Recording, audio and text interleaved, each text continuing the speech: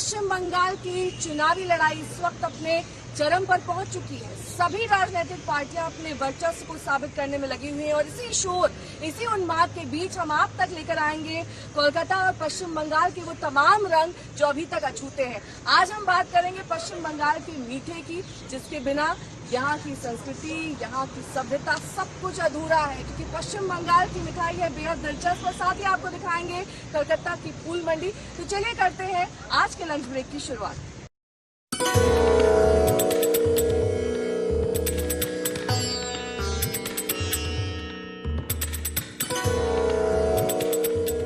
हम इस वक्त मौजूद हैं हावड़ा ब्रिज के बेहद नजदीक फूल मंडी में, जो कि यहाँ की काफी प्रसिद्ध मंडी है। और यहाँ आप देख सकते हैं मेरे पीछे कि किस तरीके से हजारों और लाखों की संख्या में फूल बेचे जाते हैं, चाहे वो मोगरा हो, ग्लैडुलाए हो, अलग अलग तरीके के पत्ते हो, गेंदा हो। कितने साल से आप यहाँ फूल बेच रहे हैं? 2003 साल से। 2003 से, मतलब करीब 18 साल हो गए। 18 साल हो गया। क्या क्या रेट रहता है इसका? आज रेट ज्यादा नहीं हुआ, 80 रुपया चेन। 80 रुपये का पूरा पूरा 120 चेन हुआ, 80 रुपया। अच्छा, और कौन सी चीज बेचते हैं इसके अलावा? झूरा वाला क्या होता है झूरा वाला? दिखाएंगे जरा सा झूरा वाला। ओ, ये झूरा वाला है। आप यहाँ वोट डालते हो? हाँ, वोट डालते हैं। क्या लग रहा है, ममता आएगी या मोदी जी की सरकार आएगी? अभी तो ममता की आएगी। ममता जी आएगी। क्या किया है ममता जी ने जो अच्छा लगता है आपको? मार्केट में बहुत पहले बहुत खराब था, अभी हमारे मार्केट में बहुत आराम से माल बिकता है, बहुत अच्छा है। दादागिरी था वो नहीं है। इधर माल उठा के लेके जाता था, अभी नहीं लेके जाता है। नहीं, मतलब जो कानून व्यवस्था है वो ठीक हो गई? पुलिस आती है यहाँ चेकिंग के लिए? आती है। आप कितने साल से काम कर रहे हो? 10 साल से। 10 साल से रोज आते हो यहीं पर? हाँ, यहाँ पर होलसेल की मार्केट है। होलसेल की मार्केट। कौन लग रहा आएगा, दीदी या फिर? दीदी आएगा, दीदी। दीदी आएगी। हाँ? और ये पीछे में गई थी ऊपर घाट की तरफ, इतनी गंदगी है, कभी साफ सफाई नहीं होती है इस मार्केट की पीछे भी? साफ सफाई होता है, अभी वो साफ सफाई करता है, फिर गंदगी होता है, साफ सफाई करता है, गंदगी होता है, ऐसे ही होता है। ममता दीदी आएगी इस बार दोबारा? ममता फिर से आ रही है। आप यहाँ पर कितने साल से हो? 20 साल। 20 साल से। तो ममता दीदी दोबारा आ रही है? बोला जाए ना, नहीं बोलेगा। अच्छा, मार्केट के बारे में बता दो, कितनी पुरानी मार्केट है ये फूल की? बहु बच्चर बहुत हमारे अनेक आगे। अच्छा, ये कौन सी पत्ती है यहाँ पर? इसको क्या बोलते हैं, नाम? तरक्रास। अच्छा, क्या नाम है आपका? भवानी मंडल। भवानी मंडल जी। दीदी आ रही है इस बार दोबारा? हाँ, आ रही है लग रहा है। हाँ, तो ये कितने का बेचते हो आप? कितने का बेचते हो ये कितने का बेचते हो? 150 रुपया। 150 रुपया। कहाँ जाता है, होटल वगैरह में जाता है? ये तो खुदरा देते हैं। खुदरा देते हो? खुदरा मार्केट है, थोक मार्केट है, ग्लैडुलाए है, बड़ी बड़ी पत्तियां जो आप अक्सर फैंसी फ्लोरिस्ट क्या देखते हैं वो यहाँ पर थोक में मिल रही है। मोल भाव कर रहे हो आप? क्या मोल भाव कर रहे हो या दाम बता रहे हो? दाम बता रहे। दीदी या मोदी?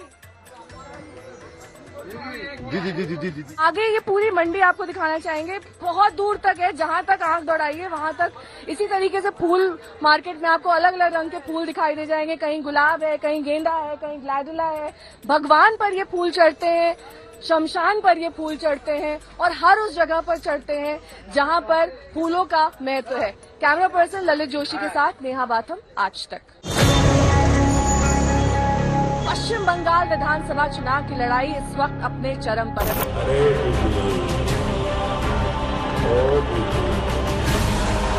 খেলা থেকেই বিজেপিকে ঠিক করতে হবে, আগামী দিন দেশে থাকবে কি থাকবে না। जानते हैं कि कैसे पश्चिम बंगाल में सबसे ज्यादा स्वाद जरूरी है।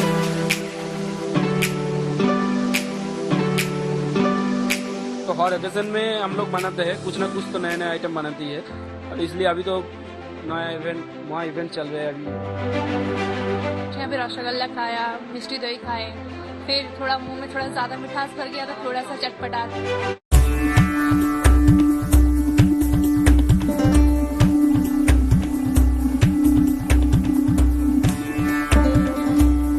और कोलकाता आए और यहाँ का मीठा न चखे, ऐसा तो हो ही नहीं सकता। इस वक्त हम बलराम मलिक, एक बहुत बड़े स्टोर पर मौजूद हैं जहां पर अलग अलग मिठाइयों से हम आपको रूबरू कराएंगे, लेकिन आपको अंदर लिए चलते हैं और जानते हैं कि कैसे पश्चिम बंगाल में सबसे ज्यादा स्वाद जरूरी है। चुनावी सरगर्मी ने पश्चिम बंगाल में चाहे कितनी ही कड़वाहट क्यों न घोल रखी हो, बंगाल की मिठाइयां अपनी मिठास से उसे दूर कर रही हैं। तो आइए बंगाल स्पेशल लंच ब्रेक में आपको कोलकाता की 136 साल पुरानी मिठाई की दुकान बलराम मलिक एंड राधा रमन मलिक में लिए चलते हैं।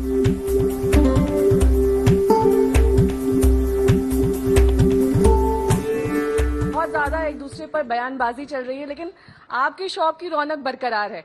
कितने साल पुरानी है ये बलराम मलिक की दुकान? 136 ईयर्स ओल्ड। सिंस 1885 से हम लोग को यात्रा शुरू की है, तो अभी चल रहे हैं। अभी 135 साल हो गए इनकी दुकान को। कितनी तरह की मिठाइयाँ यहाँ पर बिकती हैं? कम से कम 300-350 रकम का मिठाई तो है ही। मिठाई और स्नैक्स 350? हाँ, मिनिमम। सबसे ज्यादा क्या बिकता है? सबसे ज्यादा बिकता है आपका बेक्ड रसगुल्ला, बहुत फेमस आइटम है। बेक्ड रसगुल्ला। चलिए सबसे पहले बेक्ड रसगुल्ला ही देख लेते हैं।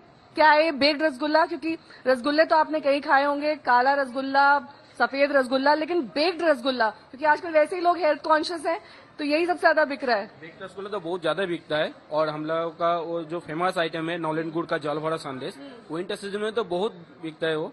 अभी विंटर सीजन के बाद भी वो आपका अंदर हनी रहता है। हनी रहता है यानी कि शहद घुला हुआ है, जैसा कि नेताओं की भाषा में कमी देखने को मिलता है। काफी ज्यादा यहाँ पर मिठाइयां नजर आ रही हैं, अलग अलग रंग नजर आ रहे हैं, लेकिन सबसे ज्यादा केसरिया रंग है। और इस वक्त बीजेपी का भी जो रंग देखने को मिल रहा है उससे यही लग रहा है कि केसरिया मिठाई बिक रही है सबसे ज्यादा। वो तो होली में केसरिया मिठाई तो बहुत ज्यादा चलता है।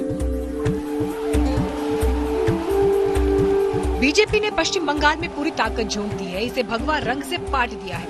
इस भगवा रंग पर दीदी और बीजेपी में खट्टी मीठी नोकझोंक भी हो रही है।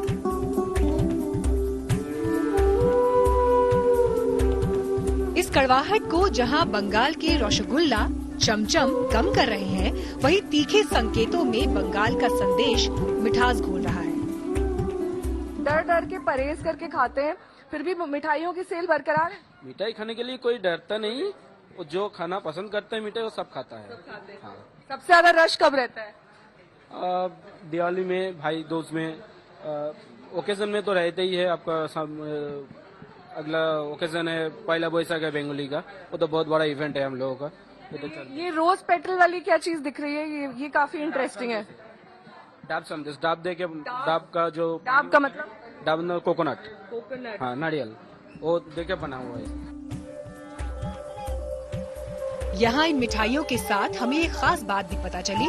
मंच से भाषण देते समय भले ही दीदी की बातों में कड़वाहट घुल जाती है, लेकिन दीदी को यहाँ की मिठास खास तौर पर पसंद है। और साथ ही मोदी जी की मिठाई भी मिल रही है और दीदी भी हैं। तो इन दोनों मिठाइयों का नाम क्या है? दोनों मिठाई का नाम तो कुछ नहीं, लेकिन वो दीदी और मोदी जी। खास तौर पर मतलब आपने चुनाव के लिहाज से भी मिठाई रख रखी है। पार्टी का सिंबल भी है और पार्टी के नेता भी है। सभी है, और हम लोग हर ओकेजन में हम लोग बनाते हैं, कुछ ना कुछ तो नए नए आइटम बनाती है। और इसलिए अभी तो नया इवेंट चल रहा है अभी इलेक्शन का। दीदी आई है कभी यहाँ मिठाई खाने? हाँ, तो दीदी का तो रोज ही जाता है मिठाई इधर से। रोज जाता है? खुद आई है यहाँ पर कभी? आए थे तो अभी नहीं, पहले आए थे। कुछ लोग भी यहाँ पर मौजूद हैं। मैडम क्या खा रही हैं आप? पिज्जा खा रही हैं ये? हाँ, आप मिठाई की दुकान में पिज्जा खा रही हैं? मीठा खा रही हैं? मिठाई खा चुके हैं, अभी रसगुल्ला खाया, मिष्टी दही खाए, फिर थोड़ा मुंह में थोड़ा ज्यादा मिठास भर गया तो थोड़ा सा चटपटा खाना पसंद किया। तो क्या लगता है, दीदी या मोदी जी, कौन आ रहा है? वोट करती हैं आप? एक्चुअली हम उड़ीसा से हैं, तो उड़ीसा से आई हैं आप, तो ये उड़ीसा से खास तौर पर यहाँ कोलकाता घूमने आई हैं? कोलकाता घूमने आए। यहाँ हमें कोलकाता की एक वोटर मिली जिन्होंने इशारों में बहुत कुछ कह दिया। जो दिख रहा है वहाँ पर वो, इस बार क्या लग रहा है, दीदी आ रही हैं वापस? शायद। वोट डालती हैं आप? जी, वोट डालती हैं। अभी तो खैर यहाँ पर मतदान बाकी है, लेकिन दीदी एक बार फिर से आने की वजह? हो सकता है, यू नेवर नो। आपको अच्छा लगता है ममता दीदी का स्टाइल? मानती हैं कि मतलब दम है उनमें? कुछ तो है। दूसरी तरफ ऐसे लोग भी मिले जिनकी राय अलग है, उतनी ही अलग जितने अलग किस्म के संदेश इन्हें पसंद है। बंगाल के बाहर से जो लोग आते हैं उनको सिर्फ 2 ही आइटम पता होते हैं, एक संदेश और दूसरा रसगुल्ला। इसके अलावा और क्या है यहाँ का स्पेशलिटी? आइसक्रीम संदेश मिलता है यहाँ पर। हाँ? तो हम आइसक्रीम संदेश यहाँ पर खाएं। और अगर चुनाव की बात करें, कौन आ रहा है इस बार? दीदी वापस आ रही है, मोदी जी आ रहे हैं, बीजेपी आएगी आपको लगता है? आई थिंक सो या। क्यों? आई थिंक एंटी इनकम्बेंसी का काफ़ी इम्पैक्ट है and secondly I feel that it's high time that people in the state deserve a change. CPIM के टाइम पे भी एक लंबा चला था काफ़ी दौर, और अभी इस बार भी इनका 10 years हो गया है। रोजगार नहीं है मतलब यहाँ? जॉब्स उस लेवल पे नहीं है जैसा होना चाहिए। And considering Bengal talent, if you go anywhere in India you will find Bengalis or people from Bengal doing really well. So why can't they do equally well in Calcutta itself? Why do they have to? तो बाहर क्यों जाना पड़ता है? पश्चिम बंगाल रोजगार के लिहाज से पिछड़ रहा है, ये आप मानते हैं? यहाँ पर इक्वल अपॉर्चुनिटीज नहीं है और रोजगार के नए अवसर नहीं है, यही कह रहे हैं?